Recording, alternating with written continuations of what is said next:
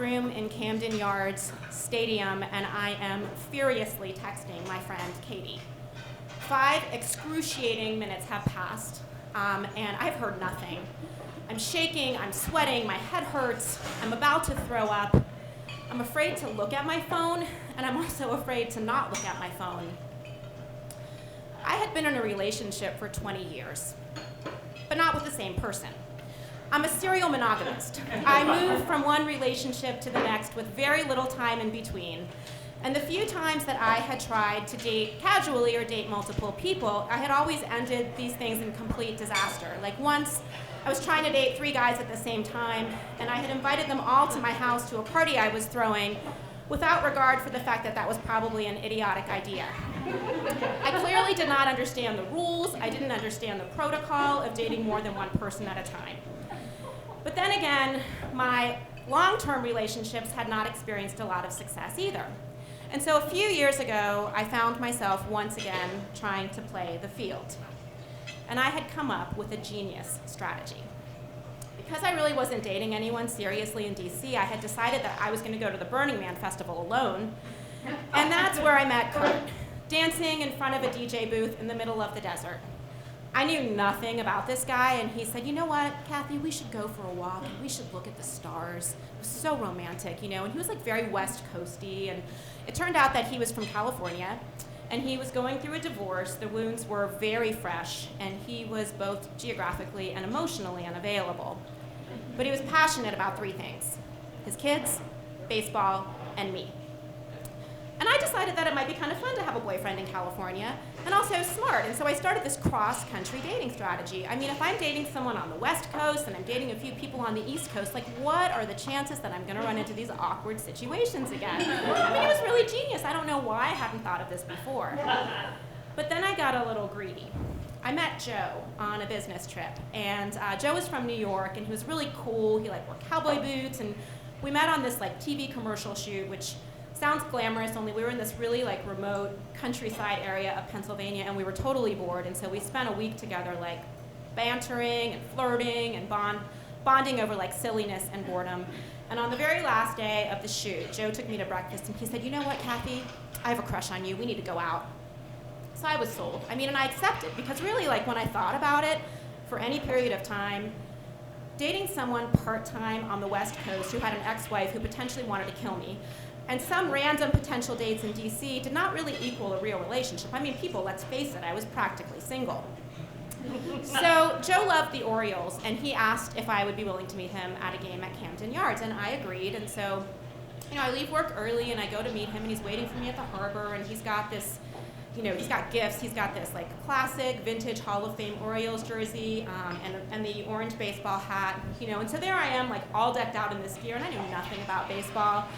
And we go into the stadium, and it turns out that he has purchased seats that are just 2 rows behind the dugout. So I am super impressed. I mean, this guy is charming, he's funny, he's cute, and all of a sudden, I decide that this could be a turning point in my life. I mean, this could be my new boyfriend. You know, I could be dressed in Orioles gear, going to the game with this guy, and I could be learning things like the difference between like a strike and a hit and an RBI. I mean, we could look back together on this years later when we were married and look at the first time he took me to an Orioles game when I knew nothing about baseball. So the game is off to a good start. We're like sitting in the front, and the Orioles mascot is like in and out of our aisles, and he has me up dancing with him, and I'm like in and out of the mascot's lap and in and out of Joe's lap, and we couldn't have been off to a more fantastic start.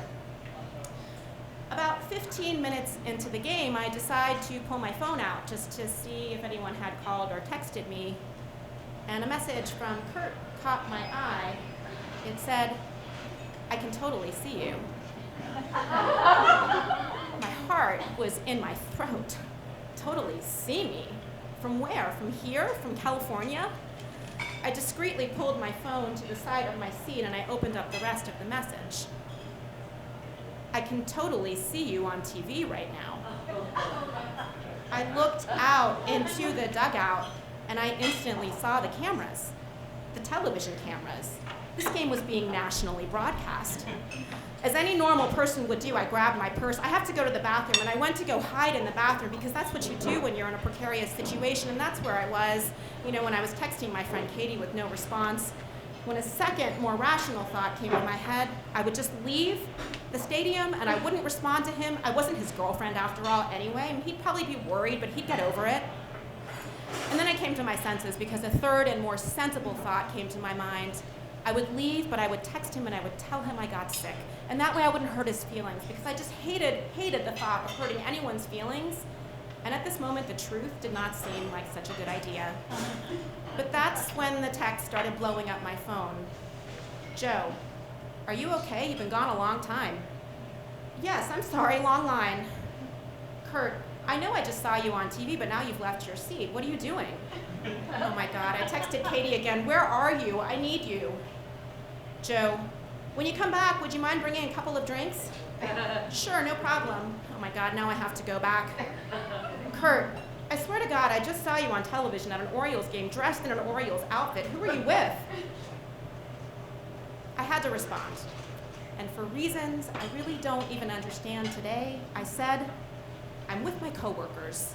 Which was a lie, okay? But not really technically a full lie because I did meet Joe while we were at work, only he really wasn't my coworker and he was only actually one person.